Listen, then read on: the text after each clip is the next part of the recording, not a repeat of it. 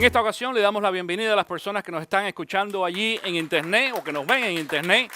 Gracias por estar en contacto con nosotros y bienvenido a una enseñanza más de Entre Páginas de la Biblia. En una ocasión, un hombre isleño, no voy a decir de qué isla para que nadie se sienta aludido en esta mañana, dice que llegó a la ciudad de Miami y él no hablaba inglés. Y entró entonces a una tienda de estos convenience store tipo 7-Eleven y la persona que estaba detrás del mostrador era bilingüe, hablaba inglés y español, pero el isleño no hablaba inglés. Y este hombre le pide al dependiente en la tienda que por favor le dé una caja de cigarro y le diga cuánto le debe. Le dice, dame una caja de cigarro y dime cuánto te debo. Este señor se viró, el dependiente se viró y a coger una de las cajetillas de cigarro arriba y dice que se sube allí en uno de esos tipos de escalerita de banquito para poder tomar la cajetilla de cigarro. Y en lo que se va a coger la cajetilla, se le va un gas al hombre. Y el isleño lo miró, pero no dijo nada. Y cuando el hombre se baja y se vira y dice, 250. Dice, no, 52.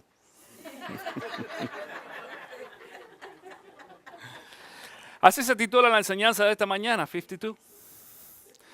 52. Fuiste tú, es correcto. Pero los isleños así hablamos en alguna ocasión. Y vamos a tratar sobre este asunto de la culpabilidad y de la acusación.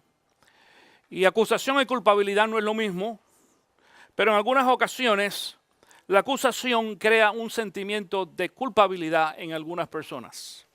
Vamos a combinar ambos temas en esta mañana cuidadosamente y vamos a ver qué es lo que la palabra del Señor nos enseña en esta ocasión.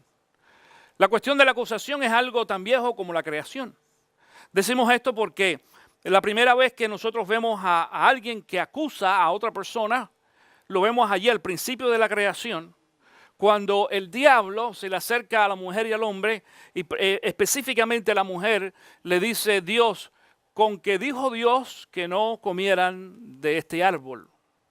Es decir, en esa ocasión el diablo estaba acusando a Dios ¿de qué cosa? ¿De qué? ¿De qué lo acusó? No, bueno, de prohibir de comer sí, pero lo estaba acusando de mentiroso. De mentiroso porque Dios le había dicho al hombre y a la mujer que si comían del árbol que Él les había prohibido que entonces ellos conocerían la muerte. Y literalmente lo que estaba haciendo aquí Satanás era diciendo de que Dios era un mentiroso. Seguidamente de esto nos vamos a dar cuenta que el hombre y la mujer adoptan también ese perfil de Satanás. Porque cuando Dios viene y le pide cuenta a ambos, al hombre y a la mujer, lo primero que dice la mujer es ¿qué cosa? ¿A quién? Al diablo. Dice el diablo me hizo, tú le echas la culpa al hombre, pero no. La mujer le echó la culpa al diablo. Y entonces Dios le fue a pedir cuenta al hombre. ¿Y qué dijo el hombre? La mujer que me diste. Ahí sí, la mujer. Y Raquel sigue diciendo el hombre. El hombre. Pero esto es algo que ya está en nuestra naturaleza, la cuestión de acusar a alguien. La acusación. Dijimos de que la acusación en algunas ocasiones crea en nosotros hasta cierto punto un sentimiento de culpabilidad. Y quiero que sepas de que nosotros los creyentes a través de la historia hemos tenido la experiencia de ser acusados y acusados grandemente todo el tiempo, dice la palabra de Dios. En el libro de Apocalipsis, en el capítulo 12, en el versículo 10, dice allí de que el diablo es el que acusa día y noche delante de nuestros ojos. Voy a leer el texto completamente. Apocalipsis 12:10, esto es lo que dice. Luego oí en el cielo un gran clamor. Ha llegado la salvación y el poder y el reino de nuestro Dios. ha llegado ya la autoridad de su Cristo, porque ha sido expulsado el acusador de nuestros hermanos, el que los acusaba día y noche delante de nuestro Dios. Este texto bíblico se refiere a Satanás, al diablo. Es el diablo el que acusa, dice la palabra de Dios. Y dice aquí de que él acusa día y noche delante de nuestro Dios. Atención con esto, el diablo no acusa a todo el mundo. El diablo acusa solamente a los creyentes, a los cristianos, no es a todo el mundo. Un ejemplo de esto lo vamos a ver en el libro de Zacarías, Zacarías capítulo 3, te invito a que te muevas allí rapidito en esta mañana. Zacarías capítulo 3. Mientras tú buscas ahí en tu Biblia Zacarías capítulo 3, quiero darte una ilustración breve y rápida de lo que este libro nos enseña. Porque Zacarías fue un profeta que Dios utilizó durante el tiempo donde el pueblo había regresado a Jerusalén después del exilio, un tiempo que habían sido llevados a Babilonia. Ahora se les permite regresar a Israel otra vez y se les permite una vez más reconstruir el templo de Jerusalén. Estamos hablando en el tiempo de Nehemías, de Ageo, y ahora vamos a ver a Zacarías. Lo que está haciendo aquí el Señor en esta ocasión es, dice, a través de un ángel le presenta a Zacarías una visión. Y después de tarea tú vas a poder leer el primero y el segundo capítulo. Pero en el capítulo número 3 dice aquí entonces el texto bíblico: entonces me mostró a Josué, el sumo sacerdote que estaba de pie ante el ángel del Señor. Quiero decir esto en esta mañana. Este no es Josué, el ayudante de Moisés. Esta historia que estamos leyendo ahora sucedió muchos años después de la historia de Moisés. Este es otro Josué. Este es Josué, el sumo sacerdote, que ahora en este momento estaba ministrando allí en Jerusalén dentro de la restauración del nuevo templo. Y dice otra vez el texto: entonces me mostró a Josué, el sumo sacerdote, que estaba de pie ante el ángel del Señor, y a Satanás, que estaba a su mano derecha, como parte, dice, acusadora, como parte acusadora. Es decir, en esta visión, Zacarías está viendo al diablo, a Satanás, allí parado delante, a la mano derecha, dice, de Josué, acusando a Josué. Y decimos, ¿acusándolo de qué? Y mira lo que dice el texto bíblico, versículo número 2. El ángel del Señor le dijo a Satanás: que te reprenda el Señor, que ha escogido a Jerusalén, que el Señor te reprenda, Satanás. ¿Acaso no es este hombre un tizón rescatado del fuego?, le dice. Y dice el versículo 3, Josué estaba vestido con ropas sucias en presencia del ángel. Lo que sucede en esta ocasión es que la presencia de Josué entre ellos y la forma en que se estaba vistiendo no era apropiada en ese momento para el trabajo que él o el ministerio que él estaba haciendo en el templo. Claro, tenemos que entender una cosa. En esta ocasión, este hombre Josué está dentro del proceso de reconstrucción del templo. Habían venido de un tiempo donde habían estado durante cierto tiempo, muchos años, allá en Babilonia. Habían sido esclavizados. Esta ocasión, esta gente no llega aquí a Jerusalén en la mejor condición económica. Inclusive la historia nos las cuenta. Es decir, la historia bíblica nos los cuenta. Y como quiera que sea, en esta ocasión estaba Josué vestido inapropiadamente. Esto no tiene nada que ver con la forma en que nosotros nos tenemos que vestir. Ni tampoco tiene nada que ver con la forma en que se tiene que vestir el sacerdote o el pastor en la iglesia. Era según la costumbre y la ley en aquella ocasión. El sacerdote en el templo tenía cierto tipo de vestimenta. No estoy seguro, no tengo conmigo la nota de cómo dice ese pasaje, el versículo número 3 en la Reina Valera. Aquellos de ustedes que tienen Reina Valera, ¿qué dice? El versículo número 3. Con vestiduras viles, correcto. La Reina Valera o la versión Reina Valera dice de que Josué estaba entonces vestido con vestiduras, dice, viles, no apropiadas. Fíjate esto, yo quiero que tú mires esto cuidadosamente. Satanás estaba acusando en esta ocasión a Josué por algo tan simple como la forma de vestir, el tipo de vestidura que tenía. en esta ocasión. Y en algunas ocasiones vamos a darnos cuenta de que el diablo nos acusa a nosotros por cosas muy pequeñas. Y nos está acusando delante de Dios todo el tiempo. Dice el versículo 4. Así que el ángel les dijo a los que estaban allí dispuestos a servirle: quítenle las ropas sucias. Y a Josué le dijo: como puedes ver, ya te he liberado de tu culpa y ahora voy a vestirte con ropas espléndidas. Versículo 5 dice: entonces dije yo, pónganle también un turbante limpio en la cabeza. Y le pusieron en la cabeza un turbante limpio y lo vistieron mientras el ángel del Señor permanecía de pie. Mi querido hermano, en algunas ocasiones cuando nosotros somos atormentados por el mismo diablo en acusaciones que no son necesariamente falsas, muchas de estas acusaciones son reales. Muchas de estas acusaciones son ciertas delante de nosotros, pero lo que está tratando de hacer el diablo es de atormentarnos a cada uno de nosotros con algunas de estas acusaciones en base a cosas que nosotros hemos hecho en el pasado. Déjame decirte, es cierto, el diablo no nos molesta o no nos atormenta a nosotros, no nos acusa con cosas que nosotros no hemos hecho generalmente. Cosas que nosotros sí hemos hecho y tenemos que reconocerlas. ¿Qué es lo que pasa? Porque yo quiero que veas, si estudiamos cuidadosamente este cuadro que estamos viendo aquí en el capítulo número 3, atención con esto, en el capítulo número 3, estamos viendo algo similar, parecido a una corte, porque eso es lo que existe.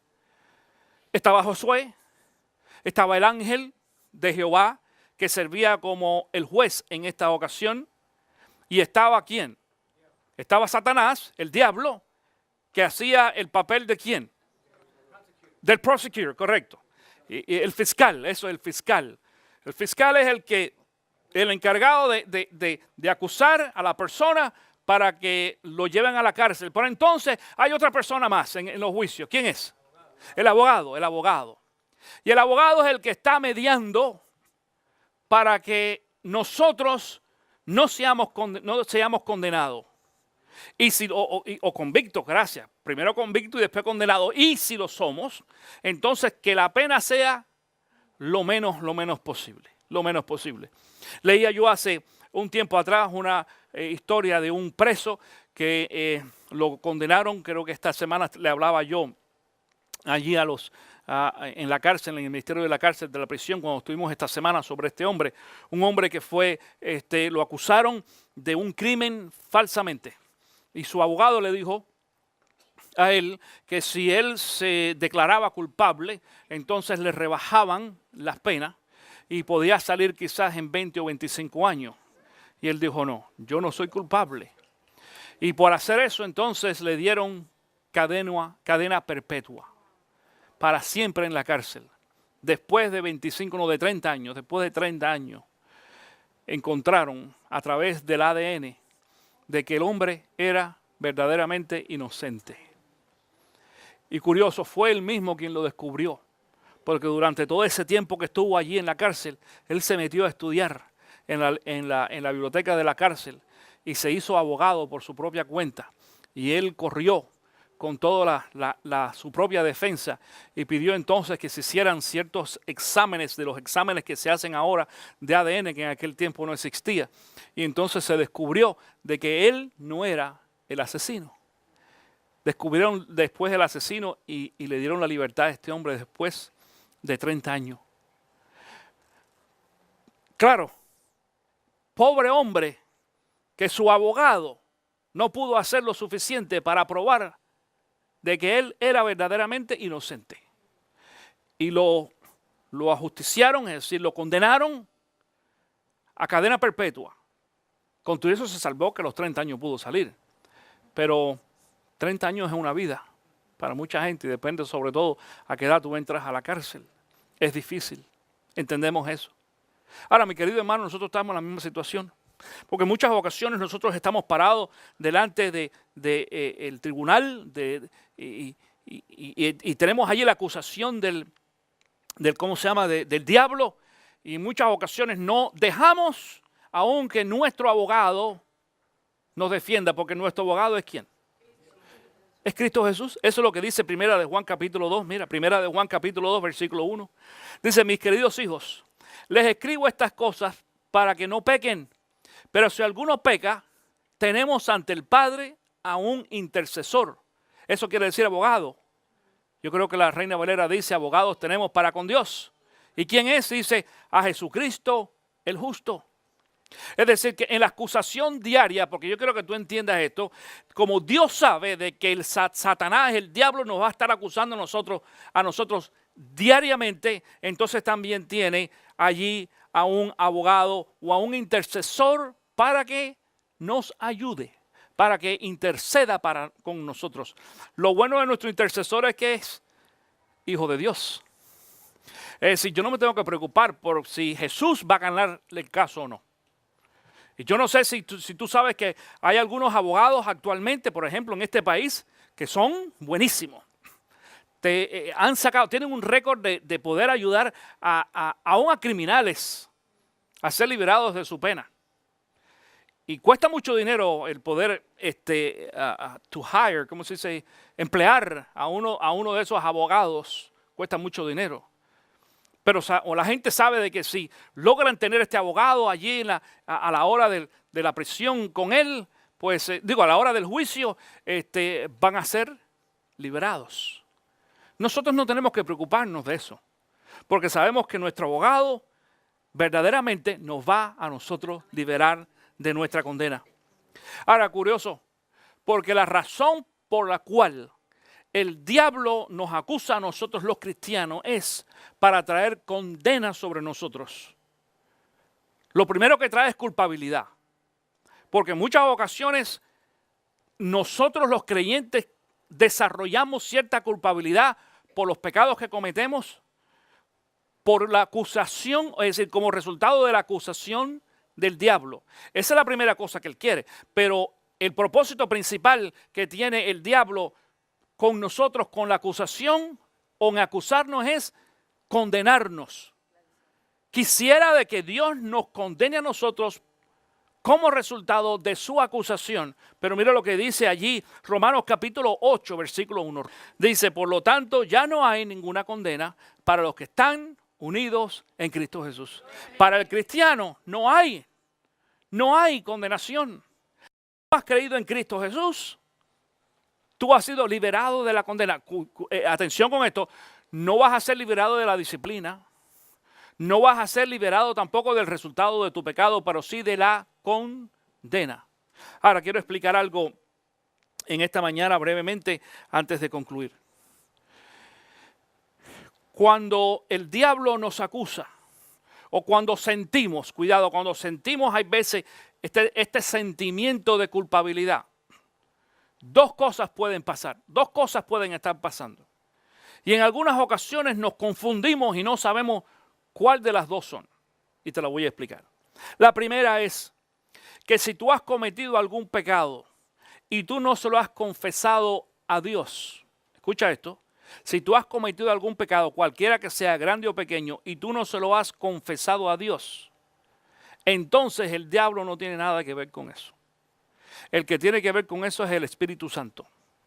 Cuando nosotros empezamos a sentir culpabilidad por los pecados cometidos que no hemos confesado delante de Dios, quiere decir que el Espíritu Santo nos está redarguyendo.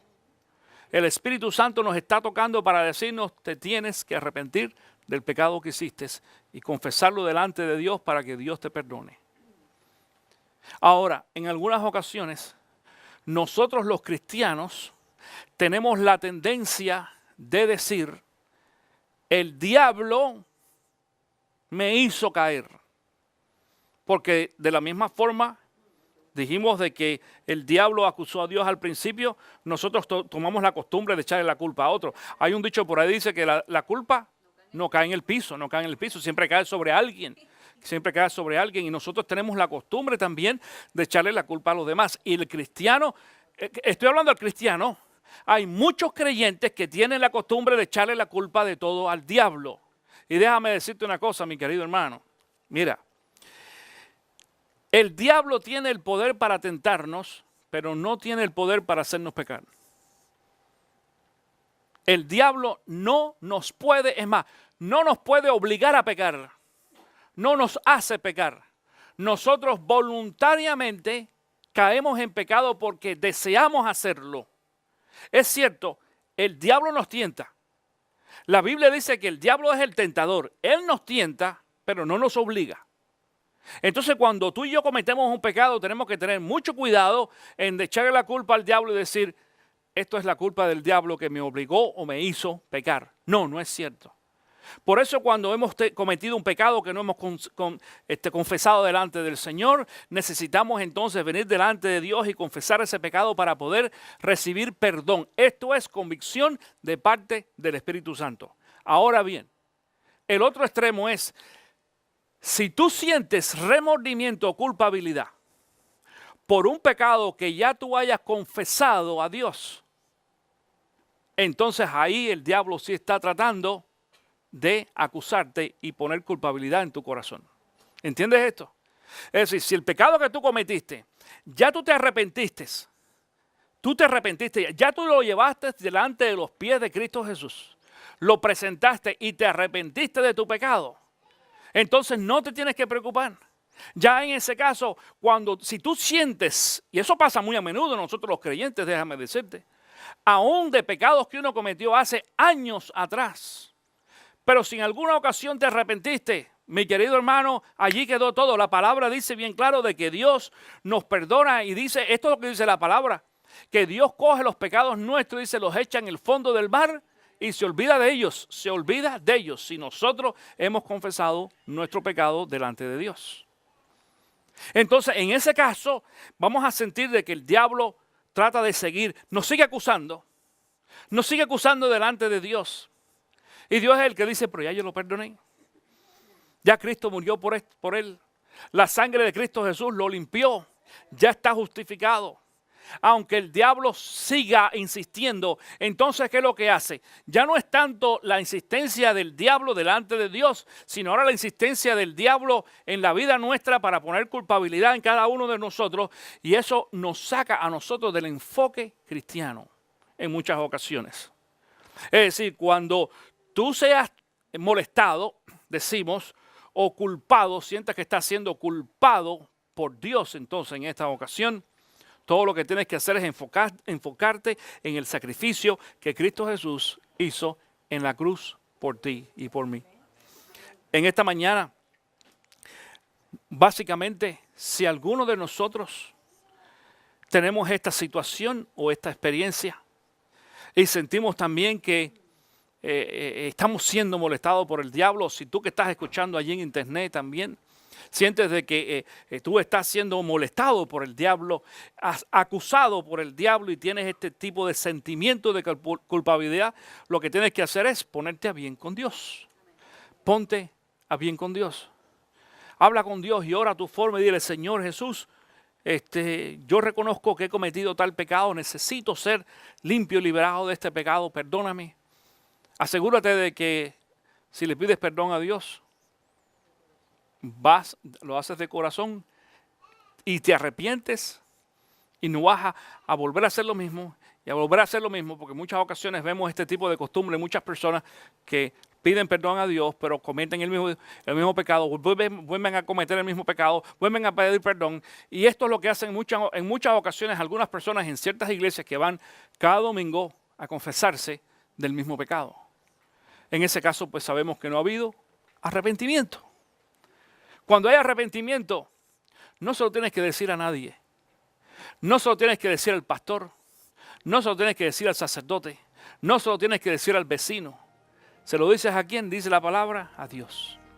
Dios es el único que nos puede perdonar. Y Dios es el único que nos puede liberar a nosotros.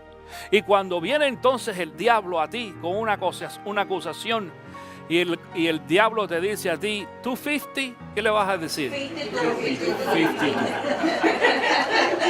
52.